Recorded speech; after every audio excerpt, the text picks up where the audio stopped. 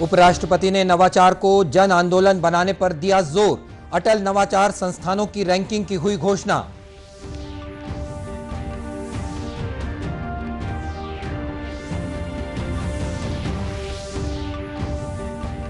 Online web संगोष्ठी को संबोधित करते हुए राज्यपाल ने गोंडी भाषा के संरक्षण के लिए हर स्तर पर प्रयास की जरूरत बताई।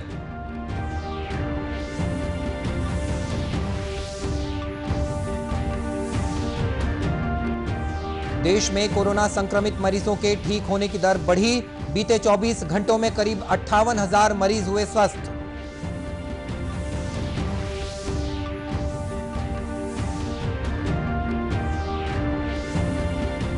और राज्य में हर्षोल्लास के साथ मनाया जा रहा है पारंपरिक लोक पर्व पोला।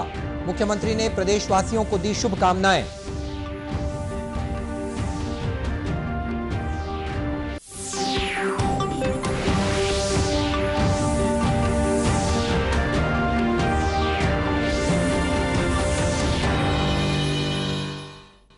नमस्कार, आप देख रहे हैं दूरदर्शन समाचार। मैं हूं मनीष अहलूवालिया और अब समाचार विस्तार से। उपराष्ट्रपति एम वेंकैया नायडू ने नवाचार को जन आंदोलन बनाने पर जोर दिया है। उपराष्ट्रपति ने आज वर्ष 2020 की नवाचार उपलब्धियों के बारे में अटल नवाचार संस्थानों की रैंकिंग के परिणामों की घोषणा की। इस अवसर पर उन्होंने कहा कि लीक से हटकर काम करने में समर्थ बनाने के लिए विद्यार्थियों में नवाचार और उद्यमिता की संस्कृति को बढ़ावा देने के लिए ठोस प्रयास करने चाहिए। उन्होंने कहा कि भारत में नवाचार का लंबा इतिहास रहा है। Innovation has always been the key defining feature of human progress. Inventions, discoveries, creative artworks, architectural marvels, and experimentation in different fields of human endeavor have enriched human values from time to time. India has its own illustrious history of innovations spanning at least 20 centuries, right from the invention of zero and the decimal system by renowned mathematicians like Pingala, Aryabhatta and Brahmagupta. There was a time when India was known as Vishwaguru and students from many countries came to study at our universities. Nalanda,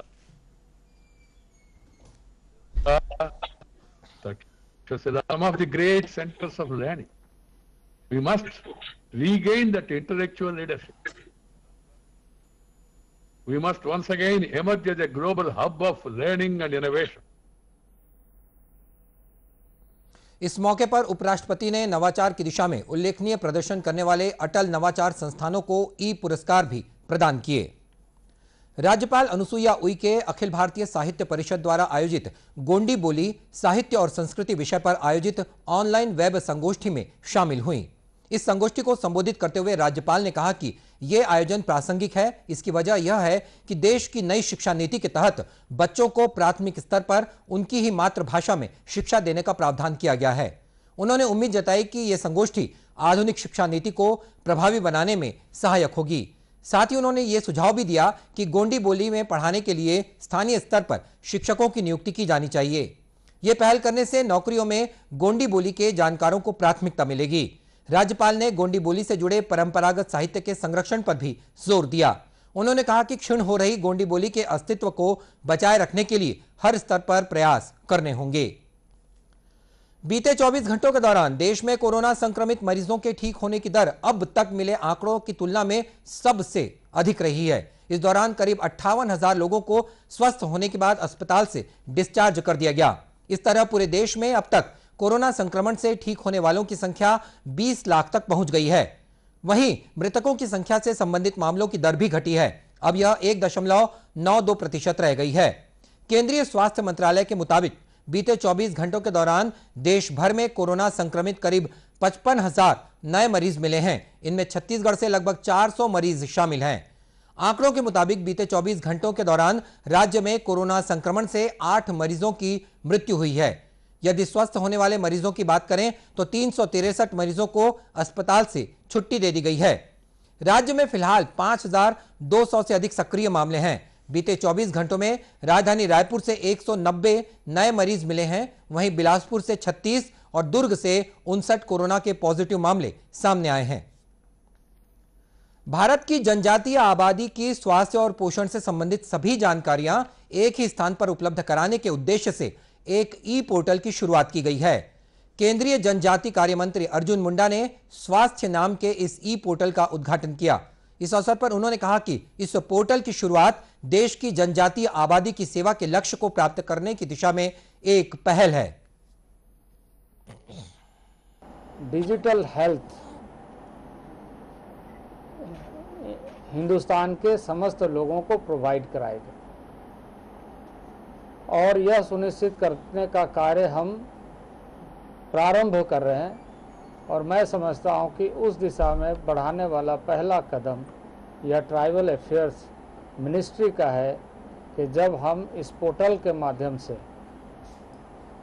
वैसे क्षेत्र में रहने वाले समस्त नागरिकों को जो वंचित हैं, जो पिछड़े हैं, जो सुदूरवर्ती क्षेत्र में रहते हैं, जिन्हें हम जनजातीय समाज के रूप में देखते हैं, आदिवासी के रूप में देखते हैं, अनुसूचित जनजाति के रूप में देखते हैं। इस स्वास्थ्य पोर्टल में देश के विभिन्न भागों के जनजातीय लोगों के इलाज के नए नए तौर तरीकों और उनसे संबंधित मामलों को संकलित किया गया है ताकि लोग एक दूसरे के अनुभवों का फायदा उठा सकें। बीते 2 दिनों के दौरान राज्य के कई हिस्सों में लगातार हुई बारिश की वजह से बाढ़ जैसे हालात बन गए हैं। वहीं नदी नालों के जलस्तर में भी बढ़ोतरी की है। बारिश से बस्तर संभाग का सुकमा जिला काफी प्रभावित हुआ है। सुकमा और कोंटा के बीच राष्ट्रीय राजमार्ग क्रमांक 30 के साथ ही कई गांवों में भी पानी भर जाने की खबरें मिली है। एनडीआरएफ की टीम राहत और बचाव कार्य में लगी हुई है। सड़क पर पानी भरने से गाड़ियों का लंबा जाम लगा हुआ है।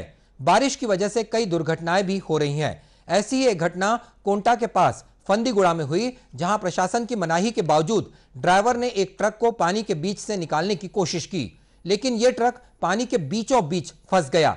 बाद में राहत और बचाव दल ने ट्रक में सवार वाहन चालक और अन्य लोगों को सकुशल बाहर निकाला। इसी तरह मुंगेली जिले में भी लगातार हुई बारिश के कारण जगह जगह पानी भर चुका है। निचली बस्तियों में पानी भरने के कारण लोग बड़ी मुश्किल से अपना सामान लेकर घरों से बाहर निकलते देखे गए। आज तड़के परमहंस वार्ड में घरों में पानी भरने से फंसे करीब 15 परिवारों को सुरक्षित बाहर निकाला गया। प्रशासन की ओर से प्रभावित लोगों के लिए अस्थायी शिविर लगाए गए हैं। जिला कलेक्टर ने प्रशासनिक अमले को सतर्क रहने को कहा है। वहीं बारिश की वजह से पानी पुल के ऊपर से बह रहा है। इसके बावजूद लोग अपनी जान खतरे में डालकर इस पुल को पार करते देखे गए। इसके अलावा बेमेतरा जिले में भी नदी नाले उफान पर हैं। जगह जगह पानी भरने से पंचभैया और सरुंग दाहरा सहित 6 से अधिक गांवों का मुख्य सड़कों से संपर्क कट चुका है। सकरी नदी में पानी का बहाव काफी तेज है। इसके बाद भी लोग जान जोखिम में डालकर इस नदी पर बने पुल को पार कर रहे हैं। हालांकि प्रशासन की ओर से लोगों से सावधान रहने की अपील की गई है। मौसम विभाग ने आगामी 24 घंटों के दौरान प्रदेश में 1-2 स्थानों पर गरज चमक के साथ आकाशीय बिजली गिरने और भारी बारिश होने की चेतावनी दी है। वहीं राज्य के अधिकांश स्थानों पर आगामी 2 दिनों के दौरान हल्की से मध्यम बारिश का दौर जारी रहेगा। राजधानी रायपुर में आज सुबह से ही बदली छाई रही और अधिकतम तापमान में भी गिरावट दर्ज की गई है। इस बीच राजस्व मंत्री जयसिंह अग्रवाल ने कहा है कि राज्य में बारिश की वजह से हुए नुकसान का आकलन किया जाएगा। इसके लिए सर्वे कराया जाएगा। श्री अग्रवाल ने कहा कि सभी जिलों की स्थिति की समीक्षा के लिए वे जल्द ही जिला कलेक्टरों और अन्य वरिष्ठ अधिकारियों के साथ बैठक करेंगे। छत्तीसगढ़ का पारंपरिक लोक पर्व पोला आज हर्षोल्लास के साथ मनाया जा रहा है। खासतौर पर ग्रामीण इलाकों में उत्साह का माहौल देखा गया। खेती किसानी और पशुधन से जुड़े इस लोक तिहार के मौके पर राज्य के सभी जिलों में लोग उल्लास के रंग में डूबे हुए नजर आए। प्रदेश के ग्रामीण अंचलों में लोगों ने नंदी बैल की पूजा की, साथ ही मिट्टी के बने बैल और बर्तन रूपी खिलौनों की पूजा कर पारंपरिक रस्म निभाई। इतना ही नहीं, बच्चे भी इस त्योहार को लेकर काफी उत्सुक रहे। जगह जगह आज बच्चों को मिट्टी से बने बैलों के साथ खेलते देखा गया। वहीं आज के दिन किसानों ने भी अपने बैलों को खूब सजा संवार कर उनकी पूजा की। पोला के मौके पर महासमुंद जिले के लाफिन खुर्द गांव में महिलाओं ने सामूहिक रूप से नंदी बैल की पूजा अर्चना कर लोक संस्कृति से जुड़े इस त्योहार की सभी रस्मों को निभाया। इस मौके पर घरों में ठेठरी, खुरमी, पीढ़िया और चीला जैसे छत्तीसगढ़ी पारंपरिक व्यंजन बनाए गए। गांव की महिलाओं ने बताया कि यह त्योहार परिवार में खुशियां लेकर आता है। देवकी साहू ने कहा कि इस त्योहार का पारंपरिक रूप से काफी महत्व है।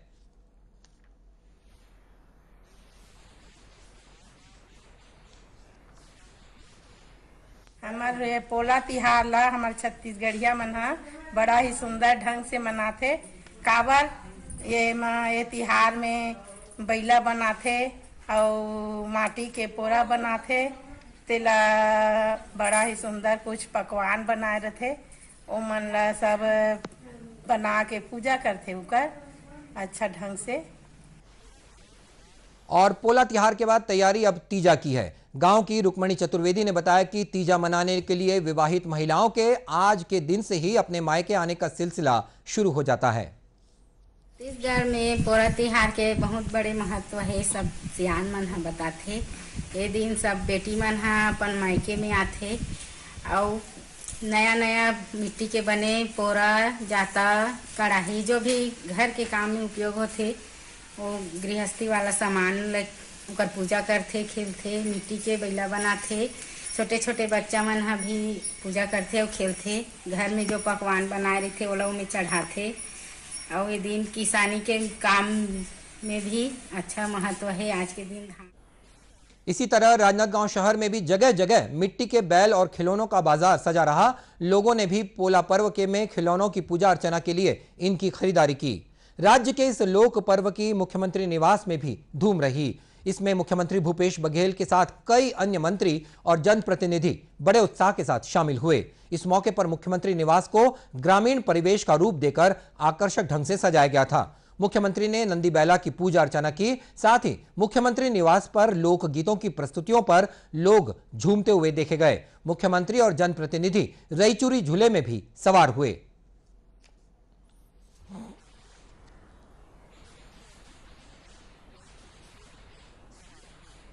तो आप सब तीजा पोरा के बहुत बहुत बधाई, शुभकामना। बहुत जन पहली में बढ़िया मास्क लगा कहा है, सैनिटाइजर की व्यवस्था, बार बार सैनिटाइजर हाथ में लगा रहा। सुरक्षा में ही, बचाव में ही हमारे मन के सब सुरक्षा है। अत्याधुनिक छत्तीसगढ़ में बहुत बढ़िया व्यवस्था करके रखें। और अभी थोड़ा सा आंकड़ा बढ़ा था तो गांव में अभी भी थोड़ा से बचाव रखे। शहरों वाला छोड़ के घनत्व तो ज्यादा रहते, भीड़ भाड़ ज्यादा होने के कारण परेशानी होते। फिर भी शहर के मतलब ही मैं निवेदन करना चाहता हूँ कि ये थोड़ा सा नियम लोग पालन कर लो, कड़ाई से पालन कर लो तो हम बीमार होने से बच जाए। इस अवसर पर मुख्यमंत्री ने किसानों और प्रदेशवासियों को पोला पर्व की शुभकामनाएं दी हैं। उन्होंने कहा है कि ये त्योहार राज्य की परंपरा, संस्कृति और लोक जीवन की गहराइयों से जुड़ा हुआ है। राष्ट्रीय स्वास्थ्य मिशन के तहत छत्तीसगढ़ में भी दूरस्थ और दुर्गम इलाकों में रहने वाले लोगों और गंभीर रूप से बीमार मरीजों को आपात चिकित्सा सुविधा उपलब्ध कराने की दिशा में कई महत्वपूर्ण कदम उठाए गए हैं। इसी के तहत दुर्ग में आपातकालीन स्थिति में मरीजों को तत्काल जीवन रक्षा प्रणाली उपलब्ध कराने के उद्देश्य से लाइफ सपोर्ट सिस्टम एम्बुलेंस की शुरुआत की गई। यह एम्बुलेंस स्वास्थ्य संबंधी अत्याधुनिक उपकरणों से सुसज्जित है। इस एम्बुलेंस में वेंटिलेटर के अलावा मरीजों को शॉक देने की व्यवस्था है। दवाई देने के लिए सीरीज पंप और ब्लड प्रेशर की जांच करने के लिए डिजिटल मॉनिटर भी लगा हुआ है। जिला चिकित्सा और स्वास्थ्य अधिकारी डॉक्टर GS ठाकुर ने बताया कि गंभीर मरीजों को सुरक्षित हालत में अस्पताल तक पहुंचाने के लिए यह एम्बुलेंस काफी मददगार साबित होगी।